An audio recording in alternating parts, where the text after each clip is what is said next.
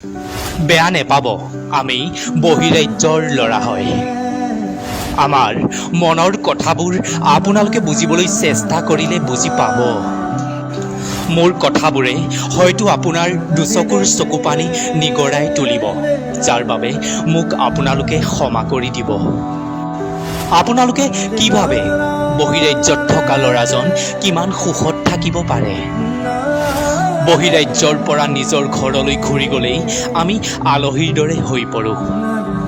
ঘৰৰ মানুহবোৰে আমাক আকৌ ওলটাই সোধে, তই কামলৈ আকৌ কেতিয়া যাবি? নিজৰ ঘৰখনতেই আমি এজন এজন আলহীৰ দৰে হৈ পৰোঁ। 12 ঘণ্টা ডিউটি কৰি আহি ৰুমত ভাত বনাই খোৱা ল'ৰাকেইজনক সুধিব জীৱনটো কেনেদৰে জীয়াই আছে। বেমাৰী শৰীৰটোলৈও আমি কামলৈ যাব লগা হয়, নোৱাৰিব আপোনালোকে। ঠিকাদাৰ আৰু মালিকবোৰৰ আমি হাজাৰটা কথা শুনিব লগা হয়, তথাপিও আমি একো নকওঁ, কাৰণ পৰিস্থিতিবোৰে আমাৰ মুখখন বন্ধ কৰি ৰাখিছে। মনৰ ভিতৰত হাজাৰটা কষ্ট লৈও আমি মুখেৰে হাঁহি আছোঁ, কাৰণ ভাঙি পৰিলে আমাৰ সপোনৰ ঘৰখন কোনে বনাব?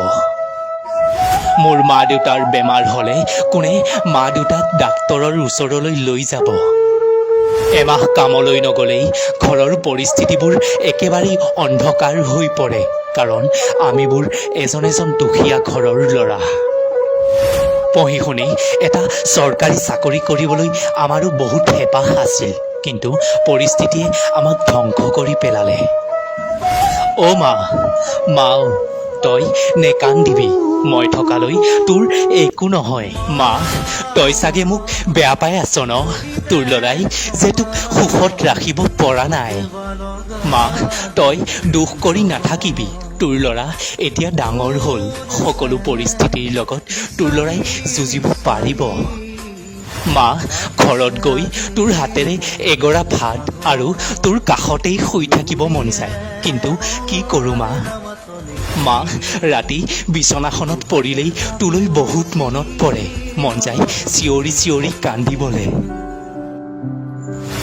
নিজৰ গাঁওখনলৈ যাবলৈ আমাৰো বহুত হেঁপাহ থাকে, কিন্তু আমি যাওঁ বুলি ভাবিলেও যাব নোৱাৰোঁ। দৰমহা পোৱা টকাকেইটাই ঘৰৰ পৰিস্থিতিবোৰেই শেষ কৰিব নোৱাৰোঁ, ক'তনো নিজৰ বাবে এযোৰ কাপোৰ ল'ব পাৰিম। দোকানলৈ কিবা এটা খাব গ'লেই সেই ঘৰৰ পৰিস্থিতিবোৰলৈ বহুত মনত পৰে, নোৱাৰোঁ খাবলৈ। সেই ফটা জোতাযোৰ পিন্ধি থকা আজি 3 বছৰেই হ'ল, এযোৰ ল'ম বুলি ভাবি থাকিও নোৱাৰোঁ ল'বলৈ। মা, ভাগৰি পৰিছোঁ অ'।